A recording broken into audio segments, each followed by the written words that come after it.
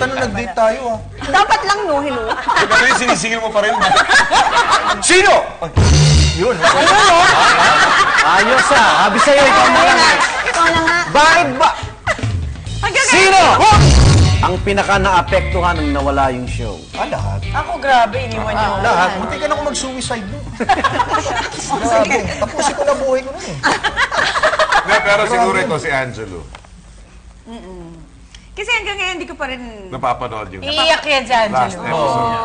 Yung last episode, ano? Grabe yun. Oo.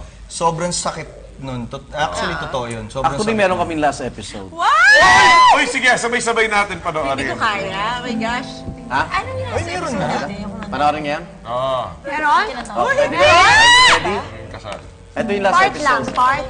This is Anton Villanueva signing off. This is Alice Saavedra signing off. This is Rhea Santolian signing off. Salamat sa pagsuporta, sa pagdamay, at syempre sa pagturing sa amin na tunay na barkada. Sana hindi nyo kaagad-agad kami malilimutan. Dahil kami ay hindi makakalimot sa inyo. This is Cristina de Guzman signing off. This is Miguel Ledesma signing off. Thank you.